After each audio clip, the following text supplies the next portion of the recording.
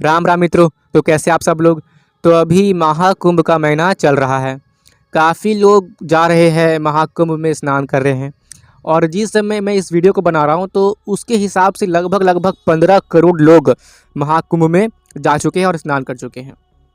अब यहाँ पर मैं देखता हूँ कि कई लोग ये कहते हैं कि महाकुंभ में केवल वही लोग जाते हैं जिन्होंने काफ़ी अधिक पाप किए हैं, यानी कि वे पाप धोने के लिए महाकुंभ में जाते हैं। और कई लोग ऐसे होते भी हैं जो इस लालच में महाकुंभ में जाते हैं कि वहाँ जाके उनके सारे पाप धुल जाएंगे। और यहाँ पर कई लोग ऐसे भी हैं जो ये कहते हैं कि महाकुंभ में नहाने से, मतलब जो संगम में वहाँ नहाने से कोई पाप नहीं धुलते हैं। तो वास्तविकता क्या है?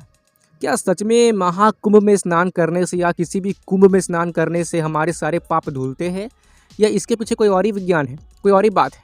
यानी कि कुंभ में नहाने का विज्ञान क्या है, इसकी वास्तविकता क्या है, इसका इतिहास क्या है, ये सब कुछ हम लोगों को पता होना चाहिए। महाकुंभ में जाने का हम सब का उद्देश्य क्या होना चाहिए, ये सब कुछ हम लोगों को पता होनी चाहिए। और पता नहीं होती है बहुत लोगों को। कई लोग ऐसे होते हैं जो कि बस दिखावे के लिए महाकुंभ में चले जाते हैं कि जाना, बस दिखावा करना है।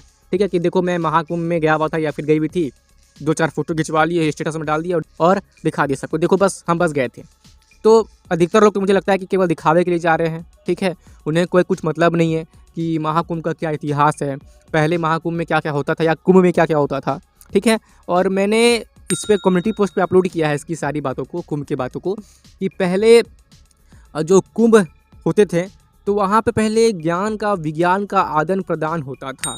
ज्ञान की चर्चा होती थी, डिबेट्स होते थे, शास्त्रार्थ होते थे ज्ञान को लेकर, है ना। अलग अलग जगहों से ऋषि मुनि लोग, बड़े बड़े मुनि लोग, ज्ञानी विद्वान संत योगी लोग आते थे, दूर दूर से आते थे, कुंभ में मिलते थे और अपने ज्ञान का प्रचार प्रसार करते थे। और उनके ज्ञान के प्रचार प्रसार को सुनने के लिए, उनके शास्त्रार्थ को सुनने के लिए दूर दूर से लोग आते थे और उन्हें सुनते थे, उनकी बातों को समझते थे और इस जीवन के, इस प्रकृति के रहस्य के वे लोग समझते थे। तो पहले के समय में कुंभ ज्ञान का महासागर जैसा था, जहाँ पे लोग ज्ञान की डुबकी लगाते थे, यानी कि ज्ञान के सागर में डुबकी लगाते थे। आजकल मैं देख रहा हूँ कि थोड़ी स्थिति बदल गई है, पहले जैसी स्थिति नहीं रही है ना। काफ़ी लोग बस लालच में जा रहे हैं कि पाप धुल जाएगा, और काफ़ी लोग बस दिखावे में जा रहे हैं।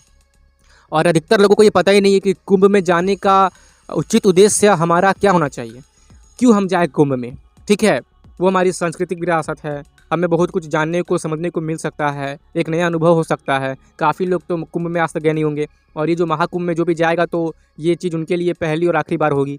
तो मैं आपको ही बोलूँगा कि कुंभ में जाने का उचित उद्देश्य हम सब का क्या होना चाहिए, और कुंभ में नहाने से पाप धुलते हैं या नहीं धुलते हैं, इसका पूरा विवरण, इसकी पूरी डिटेल, संक्षिप्त में पूरी प्रैक्टिकल नॉलेज और सही जानकारी मैंने विद्यार्थी हिमांशु रंजन यूट्यूब चैनल के कम्युनिटी टैब में पोस्ट करके रखी हुई है। वहाँ पर जाए और पढ़िए अच्छा से। मैंने वहाँ पर और भी बहुत कुछ पोस्ट करके रखा हुआ है। ठीक है, मैं वहाँ पर सनातन धर्म के तथ्यों को प्रैक्टिकली एक्सप्लेन करने का प्रयास कर रहा हूँ। जो भी चीज़ें मैं सनातन धर्म के बारे में सीख रहा हूँ वो सारी चीज़ें मैं यूट्यूब कम्युनिटी पोस्ट पे अपलोड कर दे रहा हूँ, ताकि आप लोग भी जान सके और समझ सके आखिर सनातन धर्म क्या है, इसके रहस्य क्या है, इसके तथ्य क्या है, इसका विज्ञान क्या है, ये संस्कृति क्या है। मैं सारी जानकारी को जो मैं सीख रहा हूँ, मैं उन सब को यूट्यूब कम्युनिटी टैब पे अपलोड कर दे रहा हूँ। आप भी जाके देखिए, पढ़िए। इंग्लिश व हिंदी दोनों लैंग्वेज में मैं अपलोड कर रहा हूँ, जिससे कि आपको समझने में आसानी हो, और बहुत ही प्रैक्टिकल लैंग्वेज में मैं एक्सप्लेन कर रहा हूँ, ताकि कोई भी उसे पढ़ के समझ जाए। और इस बात को ध्यान दीजिए कि मैं अभी यूट्यूब कम्युनिटी पे हाईली एक्टिव हूँ। प्रतिदिन श्रीमद् भगवद गीता के श्लोकों को भी मैं प्रैक्टिकली एक्सप्लेन कर रहा हूँ। जो भी चीज़ें गीता के श्लोकों को पढ़कर मैं समझ रहा हूँ, वो सारी चीज़ें मैं आप लोगों को कम्युनिटी पोस्ट पे समझाने का प्रयास कर रहा हूँ। तो जाइए, पढ़िए।